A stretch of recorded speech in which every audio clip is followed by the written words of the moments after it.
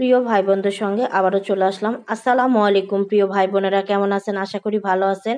এখানে আমি chicken pulao recipe share করব। তার জন্য চিকেন, আলু, পেঁয়াজ নিয়েছি, আপনাদেরকে দেখিয়ে দিচ্ছি। আর এখানে বাদাম ভিজে রেখেছি আমি।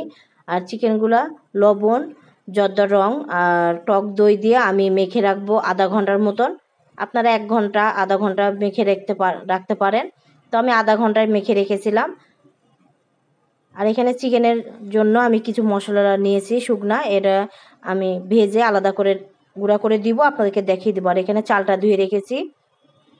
আর এখানে আবারও শুকনা কিছু মশলা, গরম মশলা আপনারা দেখতেই পাচ্ছেন, তার জন্য আমি এখানে নিয়েছি। আর সরিষার তেলে আমি পুরো রান্না করেছি, কোনো সোয়াবিন তেলে ব্যবহার করিনি, সরিষার তেলে রান্না করেছি। পেঁয়াজগুলো দিয়ে হালকা লাল করে নেব, একে একে মশলাগুলো দিব, আপনাদেরকে দেখিয়ে দিব, যেটা যেটা দিব দেখিয়ে দিব, বলে দিব। 2 চামচ আদা বাটা দিয়েছি।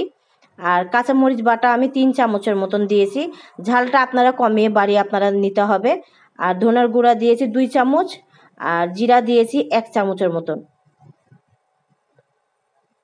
মশলাটা আপনারা যেরকম খাবেন, বেশি খেলে বেশি দিতে হবে, কম খেলে কম দিতে হবে। যতটুকু যেটাতে লাগবে আমি দিয়েছি, আমার যতটুকু লাগবে আমি দিয়েছি। পানি দিয়ে মশলাটা কষিয়ে নিয়ে আমি অল্প পরিমাণ লবণ দিয়েছি, যেহেতু চিকেনটা মেখে রেখেছি আগে থেকে। আর এখানে আমি বাদামটা বেটে দিয়ে দিলাম। আমরা যে বাদামটা খাই, দেশি বাদাম, ওই বাদামটা দিয়ে দিলাম। ভিজে রেখেছিলাম আমি 1 ঘন্টার মতন, বাদামটা বেটে দিয়ে দিয়েছি। কালারটা দেখুন চেঞ্জ হয়ে গেছে। দেখুন সাদা, কিছুক্ষণ আগে মশলাটা দেখলেন সাদা, এখন দেখুন কালারটা দেখুন চেঞ্জ হয়ে গেছে। তো মশলাটা ভালোভাবে কষিয়ে আমি গরম মশলা গুঁড়া দিয়ে চিকেনটা দিয়ে চিকেনটা আমি কষিয়ে নিব। ভালোভাবে কষাতে হবে, মশলাটা আপনারা ভালোভাবে কষাবেন। গরম মশলা গুঁড়া দিয়েছি আমি, আবারও চিকেনটা ভালোভাবে কষিয়ে নিতে হবে। তো কলকাতা থেকে এক দিদি ভাই, পূর্ণিমা দিদি ভাই, আমার এই চিকেন পোলাও রেসিপি দেখতে চেয়েছিল, তার জন্য আমি শেয়ার করেছি। তো আশা করি আপনাদেরও ভালো লাগবে, সবারই ভালো লাগবে। তো প্রিয় ভাই বোনেরা, অবশ্যই অবশ্যই এই রান্নাটা দেখবেন শুরু থেকে শেষ পর্যন্ত। আর কোনো কিছু জানার দরকার হলে কমেন্টের মাধ্যমে আমাকে জানাতে পারেন আপনারা। তো চিকেনটা আমি ভালোভাবে কষিয়ে নেব। ভালো লাগলে লাইক, কমেন্ট, শেয়ার দিয়ে পেজটাকে ফলো দিয়ে আপনারা দেখবেন, অন্যদেরকে দেখার সুযোগ করে দিবেন। প্রিয় ভাই বোনদেরকে বলছি। তো আমি ঢেকে ঢেকে চিকেনটা সিদ্ধ করে নিব। আবারও বলছি, যেটা যেটা দিব দেখিয়ে দিব, বলে দিব। তো চিকেনটা আমরা প্রায় কষিয়ে নিয়েছি। এখানে আমি চিনি দিয়েছি আর পানি দিয়ে ফুটিয়ে নিব। আর আলু আলাদা করে আমি সিদ্ধ করে রেখেছি, আপনাদেরকে দেখিয়ে দিব। তো পানি দিয়ে আমি ঢেকে দিয়েছি।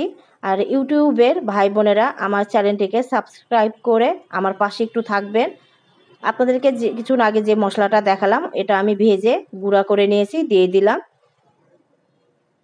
তো এখানে আর কোনো কিছু দিব না, আমি খালি শুধু ঘি ব্যবহার করব। ঘিটা দিব আর একটু বেরেস্তা দিয়ে দিলাম। ঘিটা দিতে হবে, ঘিটা যেহেতু এই রান্নাতে ঘি লাগে, ঘিটা একটু কমিয়ে বাড়িয়ে আপনারা দিবেন। ঘিটা না দিলে ভালো লাগবে না, ঘিটা দেওয়ার চেষ্টা করবেন। আর পুরো রান্নাটা আমি সরিষার তেলে রান্না করেছি, আপনারা সরিষার তেলে রান্না করে খাবেন। আর এখানে পানি গরম দিয়েছি, চালটা ধুয়ে রেখেছিলাম, এটা দিয়ে দিয়েছি। আর মুরগিটা আমি আলাদা করে রান্না করে রেখে দিয়েছি।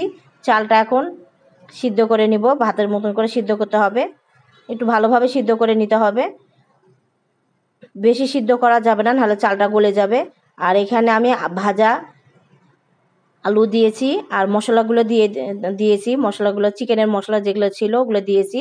আমি আলাদা করে চিকেনটা উঠিয়ে রেখেছি। তো এটা দমে দিচ্ছি। তো দমে দিয়ে রাখতে হবে,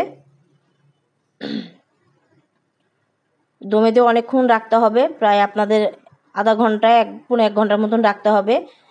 এমন পাত্র বসাতে হবে যেন আপনাদের পুড়ে না লাগে, এরকম করে বসাতে হবে। দেখুন আমি উল্টে পাল্টে নিচ্ছি। তো এটা দমে দিয়ে রেখে দিয়েছিলাম। তো আবারও চিকেন দিয়ে আমি আবারও দমে দিব। তো এখানে কিছু আমি বেরেস্তা ব্যবহার করব আর ঘি ব্যবহার করব আবারও। তো ঘিটা লাগবে। আপনারা প্রিয় ভাই বোনদেরকে বলছি, অবশ্যই অবশ্যই এই রান্নাটা শুরু থেকে শেষ পর্যন্ত দেখবে। আর কোনো কিছু জানার দরকার হলে কমেন্টের মাধ্যমে আমাকে জানাতে পারেন। তো আমি আবারও দমে দিয়ে দিব, এটা ঘি আর বেরেস্তা দিয়ে দমে দিব।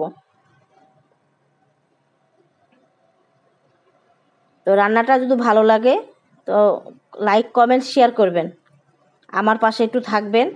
তো এটা আমি দমে দিয়ে দিয়েছি। তো চমৎকার একটা চিকেন পোলাও, আশা করি আপনাদের ভালো লাগবে। দেখুন আমি ঢেলে নিচ্ছি। তো আমার চিকেন পোলাওটা হয়ে গেছে, আমি ঢেলে নিয়েছি। তো আপনারা ভালো থাকবেন, সুস্থ থাকবেন, সাবধানে থাকবেন। আল্লাহ হাফেজ।